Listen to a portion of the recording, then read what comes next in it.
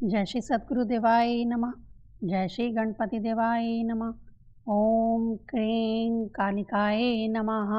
श्री कालिका पुराण 17वां अध्याय दक्ष यज्ञ विध्वंस। मार्कंडेय जी बोले, इसी बीच भगवान शिव सुंदर मानसरोवर पर संध्या क्रिया संपन्न कर अपने आश्रम निवास की ओर चल पड़े। आते ही वृषभध्वज शिव ने विजया के तीव्र और भयानक कोलाहल को सुना तो वह चकित हो गए। तब शिव मन और हवा के समान गति वाले बलवान वृषभ के द्वारा शीघ्रता से अपने निवास स्थान पर पहुंच गए। तब अपनी पत्नी दक्षियानी देवी के पास पहुंचकर उन्हें मरा हुआ देखते हुए भी अत्यंत प्रेम के कारण उन्हें मरने पर भी नहीं छोड़ा। तब उनको देख बार बार उनके मुंह को पोंछा, फिर पूछा, ये दक्षियानी क्यों सो रही हैं? तब शिव के उन वचनों को सुनने के पश्चात उस सती के बहन की पुत्री विजया ने जैसे तैसे दक्षियानी के निधन का समाचार कह सुनाया। विजया बोली, हे शंभु, दक्ष प्रजापति ने यज्ञ करने के लिए इंद्र के सहित सभी देवताओं, राक्षसों, सिद्धों, ग्रहों तथा ब्राह्मणों, विष्णु, इंद्र आदि दिक्पाल आदि देव योनि तथा सभी विद्याधर आदिकों को आमंत्रित किया। हे शंकर, ऐसे समस्त भुवनों में कोई प्राणी नहीं था जो दक्ष के द्वारा यज्ञ में ना बुलाया गया हो। इस प्रकार के व्यापक यज्ञ के संबंध में मेरे वचनों को सुनकर अपने और शिव के ना बुलाए जाने के कारण के संबंध में वे विचार करने लगी। इस प्रकार विचार करती हुई सती के प्रति मैंने जैसा सुना था वैसा यज्ञ में ना बुलाने का कारण बता दिया। शिव कपाल धारण करते हैं, अतः निंदनीय है। उनकी पत्नी भी उन्हीं के संसर्ग से निंदनीय हो गई हैं, अतः शिव और सती दोनों ही मेरे यज्ञ में सम्मिलित नहीं होंगे। यह ना बुलाने का कारण मैंने सुंदरी वर्णी से कहते हुए दक्ष के मुंह से उनके ही घर में सुना था। मेरी यह बात सुनकर वे क्षुब्ध तथा क्रोधित हो जमीन पर बैठ गईं। उन्होंने मुझसे कुछ भी नहीं कहा। हे हर, उनका मुंह उसी समय क्रोधाविष्ट हो काला पड़ गया तथा भुहें टेढ़ी पड़ गई, जैसे धूमकेतु के प्रभाव से आकाश काला पड़ जाता है।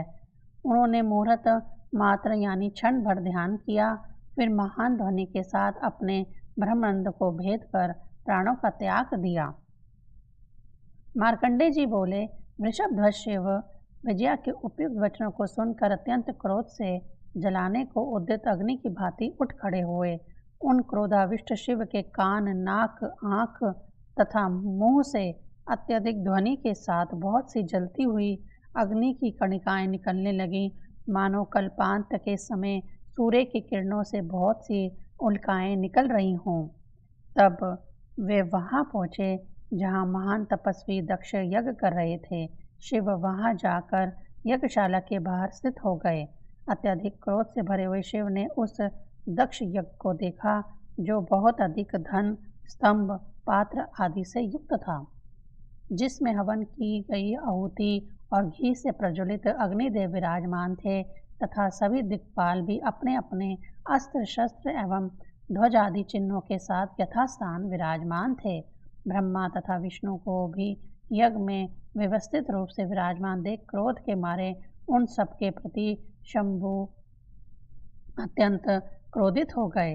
वहां भग, सूर्य तथा सोम भी अपनी पत्नियों से घिरे हुए उपस्थित थे। 1000 नेत्रों वाले इंद्र एवं गौतम ऋषि उनके पूर्वी भाग में विराजमान थे। वहां उन्होंने सनत कुमार, अत्रि पुत्र चंद्रमा, भर्गावा, विनीता पुत्र गरुड़, मरुदगण तथा सांध्यागण जातवेद को अग्निकोण में उपस्थित देखा।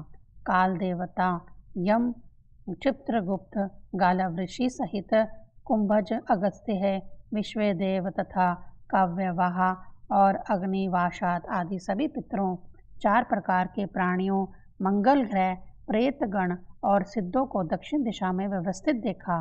राक्षस, भूत, पिशाच, मांसाहारी पशु पक्षियों, क्षुद्र जंतुओं, यक्षों, महर्षि, मृदुगल, किन्नरों तथा छाया ग्रह राहु को नैऋत्य दिशा में विराजमान देखा।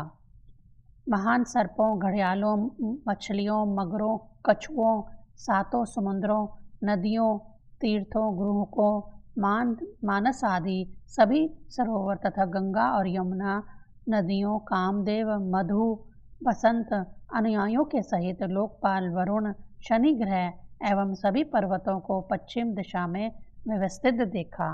प्राणादि पंच प्राणवायुओं तथा गणों के सहित वायु को कल्प ध्रुम, हिमालय पर्वत, महामुनि, कश्यप, कमल समूह, चंद्रमा तथा फलों को वायुकोण में विराजमान देखा।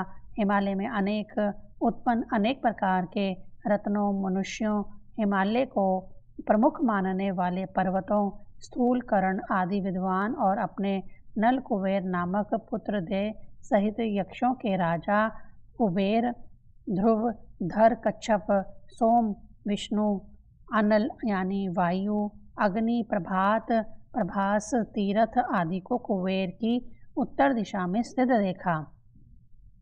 शिव स्वयं को छोड़कर शेष रुद्रों, बृहस्पति, मनुओं, अनेक प्रकार के वैश्यों और सभी शूद्रों तथा भांति भांति के अन्न, धान्य और तिलहन पदार्थों को ईशान कोण में देखा।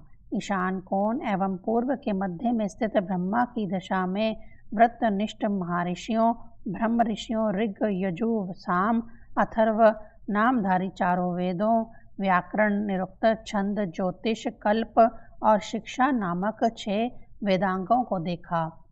नैऋत्य कोण और पश्चिम दिशा के मध्य अनंत देव, श्वेत पर्वत, कुंद्र के 1000 पुत्रों, सर्पों के सहित तक्षक आदि 7 विशिष्ट सर्पों को देखा। वहीं केतु ग्रह, डाकनी गणों के सहित कूष्मांड गण, अनेक रंगों के विद्युत से सुशोभित विविध बादलों को दिग्गजों, अपनी पत्नियों से युक्त यथोचित स्थान पर स्थित शिव ने देखा। उस मूल्यवान यज्ञ को दूर से ही देखकर शिव ने वीरभद्र का आह्वान किया और उन्हें तीव्र वेग से यज्ञशाला की ओर भेज दिया। तब वीरभद्र ने भी अनेक प्रकार के बहुत से गणों से घिर कर महात्मा दक्ष के उस यज्ञ का विध्वंस कर दिया। वीरभद्र को उस महायज्ञ का विध्वंस करते हुए देख सभी देवताओं को साथ ले विष्णु ने उन्हें रोका। उनको रोकते देख शिव ने, जिनके नेत्र क्रोध से लाल हो गए थे, स्वयं उस यज्ञशाला में प्रवेश किया तथा यज्ञ विध्वंस कर दिया। उनको यज्ञशाला में प्रवेश करता देख शीघ्रता से भग देवता अपनी दोनों बाहें फैलाकर भूतेश्वर शिव के समीप आए।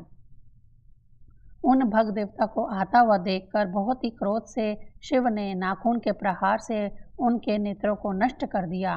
भग को नेत्र रहित देखकर सूर्य भी उनसे स्पर्धा करते हुए विरूपाक्ष सर्व शिव के समीप शीघ्र चले गए। तब महादेव सूर्य के हाथों को अपने हाथों से पकड़कर उन्हें दूर हटाकर अत्यंत क्रोधित हो यज्ञ की ओर दौड़ पड़े। उसी समय सूर्य ने अपनी दोनों विशाल भुजाओं को वेग से फैलाकर हंसते हुए, आओ मैं तुम्हारे साथ युद्ध करूंगा, ऐसा कहकर उन शिव को सामने से रोका। तब हंसते हुए सूर्य के दांतों को क्रोध के कारण विषध्वज ने अपने हाथों के प्रहार से उनके मुख से गिरा दिया। दांत रहित सूर्य तथा नेत्रहीन भग देवता को देखकर देवता, ऋषि तथा अन्य जो यज्ञ में पधारे थे सभी भाग गए। अत्यंत क्रोधित शिव ने सभी देवता आदि को भगाकर स्वयं मृग का रूप धारण कर भागते हुए यज्ञ का व्याध रूप से पीछा किया। तब यज्ञ भी आकाश मार्ग से ब्रह्मलोक में प्रवेश कर गया। क्रोधित वृषभध्वज भी पीछे पीछे ब्रह्मलोक में पहुंच गए। शिव से भयभीत यज्ञ भी ब्रह्मलोक से उतरकर अपनी माया से सती के शरीर में प्रवेश कर गया। तब शिव भी यज्ञ का पीछा करते हुए मरी हुई दक्ष पुत्री सती के समीप पहुँचे तथा उन्होंने वहां सती के शव को देखा। उस समय शिव ने मरी हुई दक्ष पुत्री सती को देखा और यज्ञ को भूलकर उस सती के समीप स्थित हो उसके प्रति बहुत शोक किया। शूलपाणी शिव सती के बहुत प्रकार के गुणों का सिमरन करने लगे। वह उनके सुंदर दांत की पंक्तियों को, खिले हुए मुख कमल को, लाल मसूड़ों को, दोनों बहुओं को देखकर तीव्रतर शोक से व्याकुल हो रोने लगे। श्री कालिका पुराण में दक्ष यज्ञ विध्वंस नामक 17वां अध्याय पूर्ण हुआ। ओम क्रीं कालिकाये नमः।